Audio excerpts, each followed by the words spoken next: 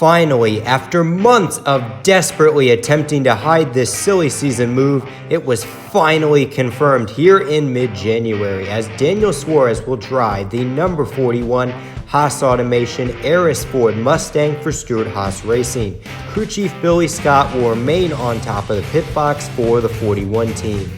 As we all know, the past few seasons for the sophomore driver have been rough, as ever since he replaced Carl Edwards in the number 19 car, his statistics have been fairly mediocre. 0 wins, 4 top 5s, 21 top 10 finishes, 76 laps led, and an average finish of around 17th and a 20th and 21st place points finish in 2017 and 2018 respectively.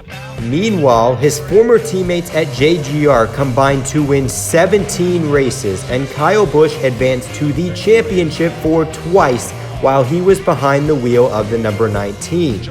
Certainly, the statistics were not behind Daniel Suarez when he drove the number 19, a high-powered JGR Toyota Camry, and one of the best rides in NASCAR. For the driver from Monterrey, Mexico, however, this is a key shift in gears that should help him find success within the top level of NASCAR. For the upcoming season, he will be joining the best team in the NASCAR Cup Series, as SHR combined to win a staggering 12 races last season and put all 4 drivers and teams into the round of 8. In addition, the 41 team, which was piloted by Kurt Busch for 5 seasons, has seen great successes within the sport of NASCAR, as the car has earned 6 wins, 37 top 5s, and 3 top 10 finishes in the final point standings. Unlike the 19 car at Joe Gibbs Racing, the Haas Automation machine will feature the same crew chiefs, car chiefs, and pit crew members from the season prior. This is going to be a great benefit in my mind for Suarez, as he will have the core within SHR to build around and develop long term. As for Stewart Haas Racing, I would say hiring Daniel Suarez to the team's 41 car is a great move for the long-term future and building success, as the main strength of SHR is taking experienced racers stuck in neutral and morphing them into championship contenders. Obviously, Kevin Harvick is a great example of how moving to Stewart Haas Racing can change your career, as he was just simply consistent at RCR.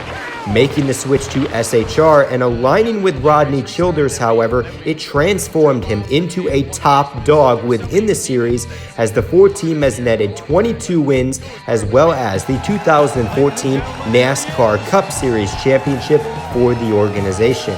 When you look at the 41, Kurt Busch was on a downfall out of the NASCAR Cup Series until a consistent campaign with Furniture Row and a belief from Gene Haas turned his career around, and he found victory lane quite a couple times behind the wheel.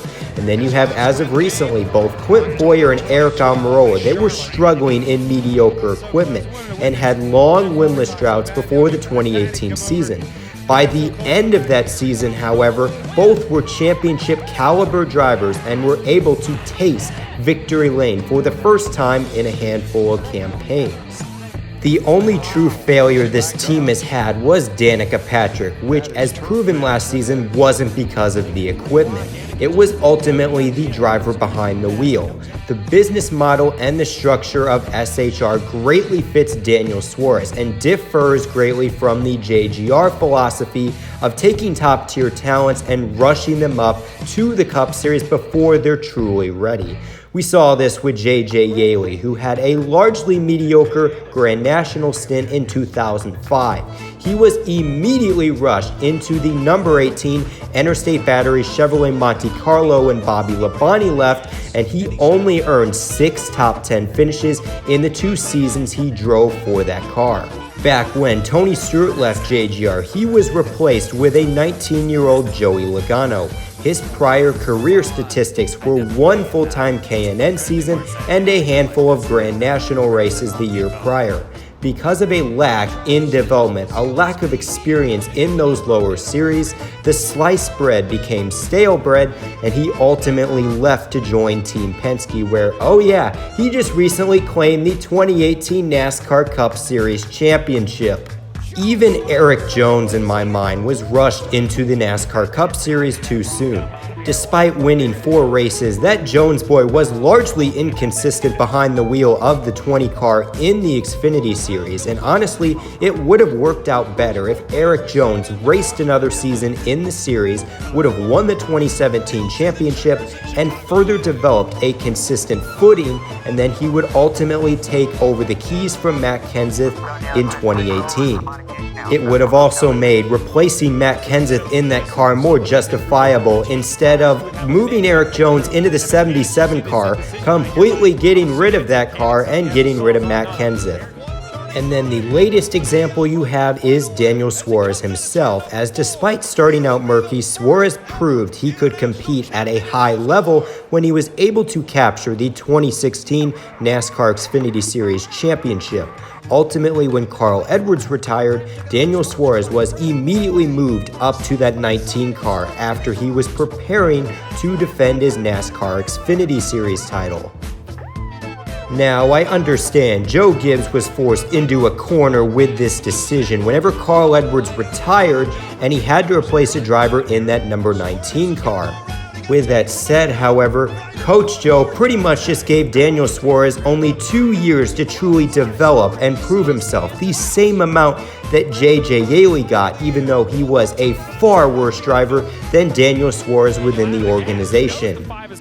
In my mind, it was utter ridiculous for Coach Joe to abandon the prospect this early in the going because he wasn't up to an elite level.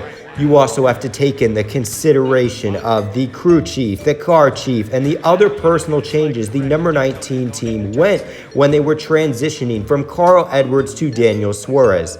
Were you seriously expecting a rookie driver to start winning and competing this soon and with this many changes? The number 19 team, when it was reshaped, it reminds me similar of the 24 team at Hendrick Motorsports. This number 19 was the experimental car, that fourth wheel car that doesn't have the same performance as the other race teams, and ultimately it affected Daniel Suarez and his development in the long run.